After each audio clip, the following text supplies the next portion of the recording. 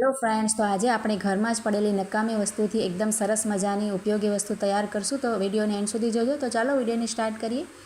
તો જો આ રીતના આપણી પાસે ઢાંકણ હોય છે ને, કાચની બોટલના હોય, સોસની બોટલના કે કોઈ પણ પ્રકારના આ રીતના ઢાંકણ હોય ને, તેનો તમને એક સરસ ઉપયોગ બતાવું છું. જો આપણે છે ને ડબલ સાઇડ જે ટેપ આવે છે ને, તેને આ રીતે 2 પીસ આપણે કટ કરી લેવાના અને ઢાંકણના આ રીતના પાછળના ભાગે છે ને આપણે આ રીતે ચોંટાડી દેવાના. જો સરસ આપણે કઠણ રીતે ચોંટાડી અને ત્યાર પછી તેના જે ઉપરના સ્ટીકર છે ને, તેને આપણે આ રીતે કાઢી નાખવાના. જુઓ, હવે જો આપણે બાળકો જ્યાં તૈયાર થાય છે સ્કૂલ માટે કે પછી આપણે મોટા બાળકો હોય તો એમના રૂમમાં પણ ક્યાંય પણ દરવાજા પાછળ કિચનમાં કે ક્યાંય પણ તમે છે ને આ રીતે જે આપણે સ્ટીકર ઉખાડીને દરવાજા પાછળ આ રીતે લગાવી દેવાય. જુઓ, આમાં ટાઇલ્સમાં પણ તમે લગાવી શકો, ગમે ત્યાં પણ લગાવી શકો. જુઓ, તો તેમાં આપણે કંઈ વસ્તુ ટીંગાડવા થાય આ રીતે નાના બાળકોની ટાઈ હોય કે બેલ્ટ હોય કે ગમે તે વસ્તુ હોય ને છે ને આમાં નાનકડી હોય ને તે ટીંગાડી શકાય. તો આ રીતે મોટા કપડામાં મિક્સ ન થાય અને આપણે તરત મળી જાય. જુઓ, ખૂબ જ સરસ આઈડિયા છે. ત્યાર પછી જો આ રીતના નાના જે કોલ્ડ્રિંક્સના બોટલ આવે છે ને બાળકો પીતા હોય, તો તેમાં શું કરવાનું, આપણે એક બોટલ સરસ લઈ લેવાની અને તેને છે ને આ રીતે વચ્ચે એક નાનો કટ લગાવી દેવાનો. છુરી ગરમ કરીએ ને આપણે તો તરત જ આ રીતે કટ થઈ જાય. જુઓ,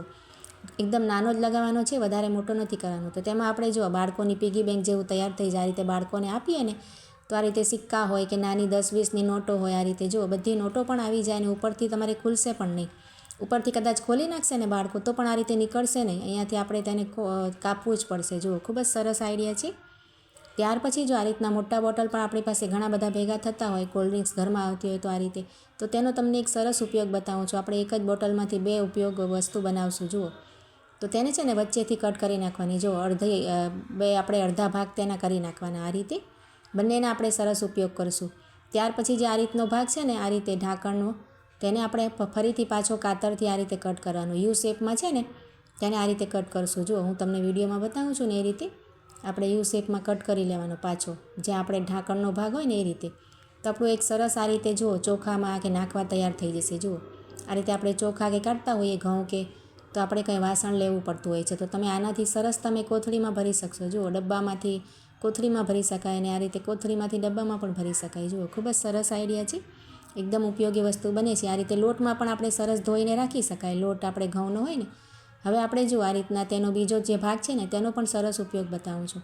ઉપરનો ભાગ છે ને તેમાં આપણે કટ કર્યું છે, ત્યાં આપણે આ રીતે કોઈ પણ ટેપ પટ્ટી કે આપણે લેસ પટ્ટી હોય ને તમારી પાસે તે પણ લગાવી શકો. મારી પાસે અહીંયા કલરવાળી ટેપ હતી ને ગ્રીન કલરની, તે લગાવી લીધી. એટલે આપણે 2 ફાયદા થશે. તેનાથી ધાર પણ વાગશે નહીં અને તેનો દેખાવ પણ સરસ આવે. તો જો આમાં ચમચા ચમચી પણ નાખી શકાય કે બાળકોની બોલપેન હોય, પેન્સિલ હોય તે પણ રાખી શકાય. ઘણી બધી વસ્તુ રાખી શકાય. આમાં આપણે જે ડિસમિસ વગેરે આવે છે તે પણ તમે રાખી શકો. ગમે એ વસ્તુ તમે આ રીતે રાખી શકો તૈયાર કરીને. એકદમ સરસ આઈડિયા છે. આ રીતની બોટલ આપણે છે ને થમ્સઅપની કે આપણે હોય ને તેને આ રીતે ઉપરનો ભાગ કટ કરી લેવાનો અને ત્યાર પછી હું તમને એની સરસ ટ્રીક બતાવું છું આપણે શેમાં ઉપયોગ કરશું. ત્યાર પછી તેમાં આપણે 2 છેદ આપણે હોલ કરી લેવાના. આ રીતે આપણે ખીલી કે ગરમ કરી લેવાની અને આ રીતે જો મેં 2 તેના કાણા પાડી લીધા છે. અને ત્યાર પછી જો આ રીતની આપણે વાસણની ખાટલી હોય ને આપણી પાસે, આ રીતની પ્લાસ્ટિકની પણ ઘણાની પાસે હોય છે અને કોઈકની પાસે આપણે સ્ટીલની પણ હોય છે મોટી.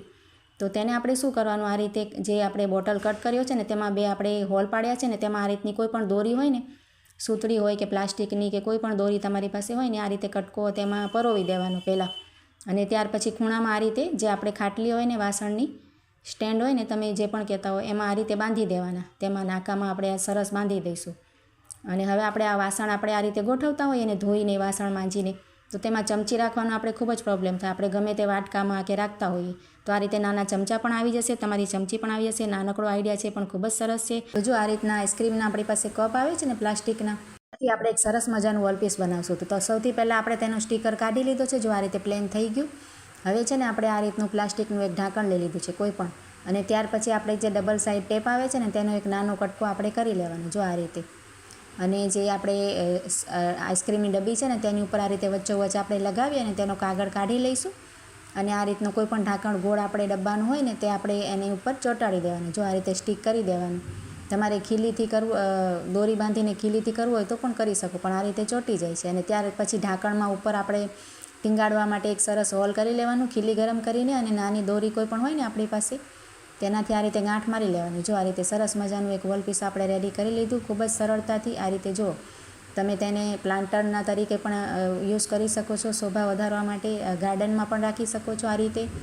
અને કંઈ પણ આપણે તેમાં આપણે કરી શકાય. જો કોઈ વસ્તુ રાખવી હોય તો પણ રાખી શકાય. કેવું સરસ મજાનું લાગે છે. તો સારો લાગ્યો હોય તો લાઈક કરજો અને કમેન્ટ દ્વારા પણ જરૂરથી જણાવજો. તો ત્યાર પછી જો આ